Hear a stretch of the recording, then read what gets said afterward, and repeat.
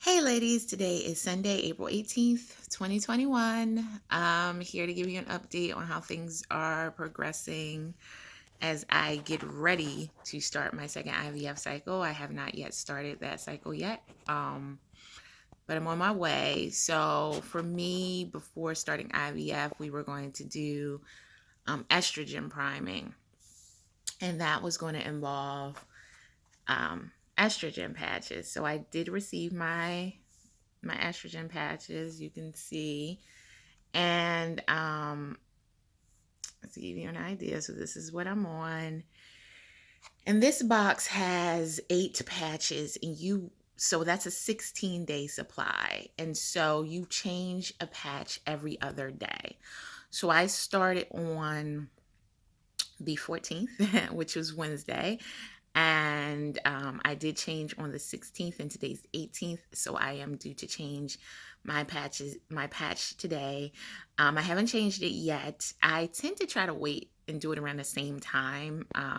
No one told me you had to do that. So I put it on the 14th around 1 p.m. And so I have been trying to do it around 1 p.m. when I change it. But again, no one told me that you had to do it at the same time. It was just something that I figured couldn't hurt. Um, well, before I go more into that, so as far as if you haven't watched my prior videos, then so the estrogen, the purpose of me doing, and again, I can only speak for why I'm doing estrogen patches before starting IVF, is to make sure that my follicles don't start to, I don't want to say prematurely develop, because what they would be doing is what they should be doing on their own. But because I'm doing IVF, we want to keep them at kind of the same place. Because last time I had some that were much larger, and then, you know, and then some that were smaller, and then some in between. And I didn't get as many eggs as I wanted, despite the fact that I have a high, egg reserve, and I have no diagnosed fertility issues, and all my hormone levels are fine. But even despite all of that, I only ended up with 3 embryos. 2 of them were transferred back, resulting in one successful pregnancy, a singleton pregnancy, and so that's my daughter Michaela. And then the third embryo wasn't viable enough to be frozen. So although it apparently looked good, but then it stopped growing. So they didn't even freeze it. So I have no embryos. And so I have to start over, and I have to, start the entire process over I'm choosing to. And, which is disappointing, because if I had embryos frozen, I could do a frozen transfer, which is a lot easier than doing the full IVF over. So I'm doing the full IVF over. And so that's the point of me starting with estrogen in an attempt to make sure that this time, we're going to hope that this time that doesn't happen, and I can get more eggs and hopefully get more embryos. So this is what the patch, well, this is still in a pouch, but this is when you take it out of the box that I showed you. This is what the patch, they're individually inside of here. So it's one per pouch. I'm not going to open this though, because once you open it, you are supposed to put it on right away. Like it says, apply immediately upon removal from pouch. So I don't want to mess around with it, but this is about as much as I'm going to show you on how it looks. But I'll describe it. I mean, it's nothing. It's a patch. It's a clear, very thin patch. It's not as big as this. I don't know if you can see. It's probably not showing. There's an indentation on here. If you can see, it's about like, I don't know. Maybe I gotta bend it a little bit. This is how wide the patch is. About that wide.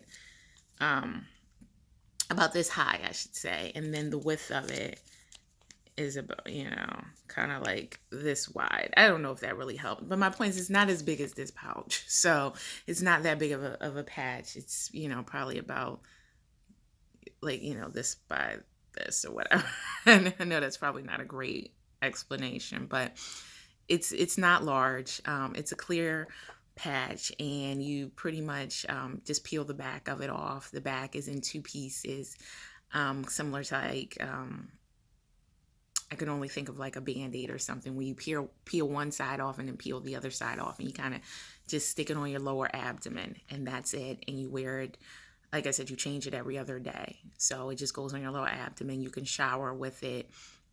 I have not taken a bath with it, but I wasn't told that you couldn't. You can shower with it.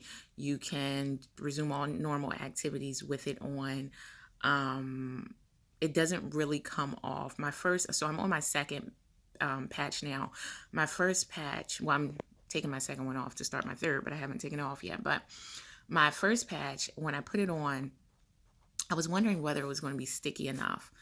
And when I first stuck it on, it didn't seem like it was. It seemed like it was kind of like still like able to come off. So I held it down for a little while, maybe 30 seconds, if that.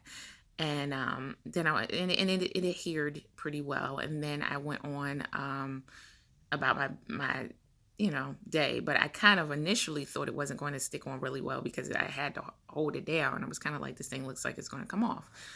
But it didn't. And so I was able to do everything without it coming off. Now that's the one I put on the 14th. By the 15th, by the night of the 15th, it did look like it was starting to peel a little bit on the sides, a little bit, just on the edges. And I was like, okay, well, it's a good thing I'm changing it tomorrow. But it didn't come off, and it by the time I went to change it, it was still stuck enough. And it wasn't too hard to get off. It wasn't painful to get off. I did peel it off. It was stuck still okay. Would it, if I didn't take it off and you had to wear it for longer than that time, I think it may have come off the next day on its own, probably, if you were wearing it longer than the every other day. And it left the sticky residue behind on my skin that you could just take off with alcohol or wash off. So it left that on my skin, but that was it. I didn't have any skin so far. I haven't had any skin reactions, and not expecting to. um so it's been okay. I was a little nervous about it, but I'm a little nervous about everything with this IVF for some reason. But I think the added anxiety for me is just coming from the fact that there's COVID out there, and I have to go into this doctor's office every day and do this, and and I haven't been vaccinated yet because my doctor didn't think, and I kind of agree. Doing the vaccination injection in the midst of this could, possibly interfere, I guess. And so they don't know. They don't know. So we chose not to risk it until after IVF is over. And IVF is pretty quick, right? Um, and most people do it, I think, for like 2 weeks with the injections, if that, and that's a long cycle. And, it's usually shorter than that. And so I'm just trying to psych myself up and say it's not going to be that bad. And it's funny because I've done this before. But I still kind of like have some like anxiety about it. And then so like side effects from these patches, I don't think I've experienced any severe side effects. It is estrogen. If you've taken estrogen like in birth control pills or something in the past, I don't know, the dosage. This is zero point 0.1 milligrams a day. So I don't know how that compares to what's in birth control pills or whatever. So this is just estrogen.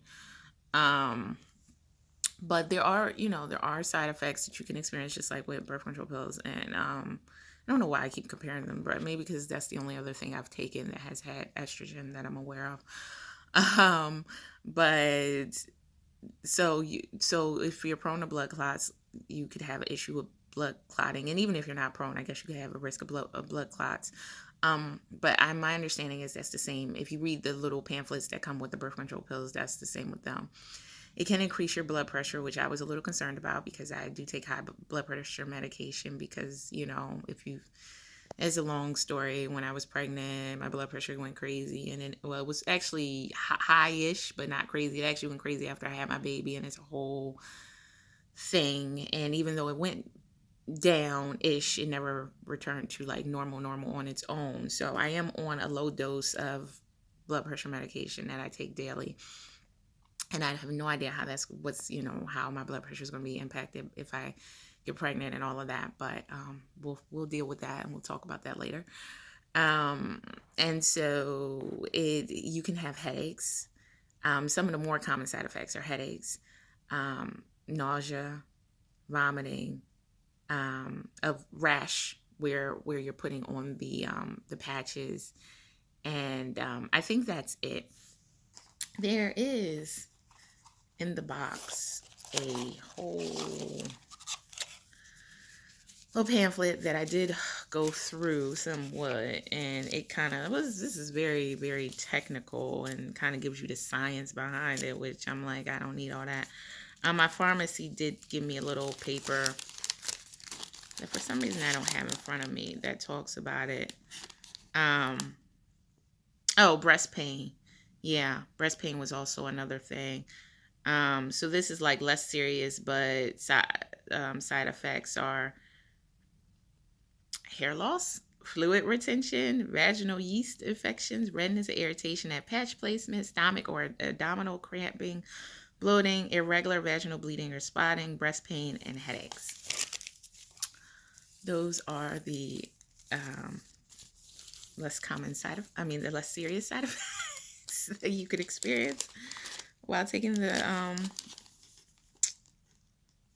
these are the common, less serious but common side effects that you could experience while taking this. Thankfully, I think I've had a little cramping. And, I was wondering about that because I don't know if that's like an indication of my period getting ready to come on or just from the patches. But it could be the patches. So thankfully I haven't, as far as I noticed, had any additional hair loss. And thankfully this is a short-term thing too. Like you shouldn't be on these, like there's 8 in a box, 16 days at most. So what they told me from my doctor's office is to use them, to use 4 patches. So I'll change again on Tuesday, but they told me that on Tuesday I need to call them and give them an update on whether my period had started or not. And even if not, I need to call them like on Tuesday, because what the nurse told me when she called was that they don't like to go past 4 patches generally. So, I'm starting my 3rd patch today. I'll call them on Tuesday and we'll go from there. So that's really it. I didn't even go through the list of the less common but more serious side effects with you. I did mention, the blood clotting and stuff, which I think, is less common. But I didn't go through it, and we're not going to talk about it. I'm sorry. If you really want to know, you're going to have to Google it and get them yourself. But because I'm already feeling enough anxiety about this everything, so I don't even want to go through it. And it's crazy because I am not doing this my first time. Maybe if my first and second time were more close together, maybe I wouldn't feel anxiety. But I feel like a newbie, just maybe a little less newbie because, I've been through it, so I have an idea. Yeah. So that was really it. I wanted to update you on this and show you the patches and tell you what I've been doing. So like I said, I have had some cramping. So I haven't really had headaches. Yesterday, I thought I felt a little nauseous, but it was very temporary. So maybe, I don't know. But it's funny because it's such a little patch. It's a little thing. But, I guess it's doing what it's supposed to do. And those might all be similar side effects to, birth control pills, or that I keep wanting to compare, taking in, because it is taking in the additional estrogen or progesterone. It's a lot of times they're combo estrogen and progesterone pills. I know some are just single hormone. So, anyway, ladies, that's it. That's all I got for you. And so I will keep you updated and I will talk to you soon. Stay safe.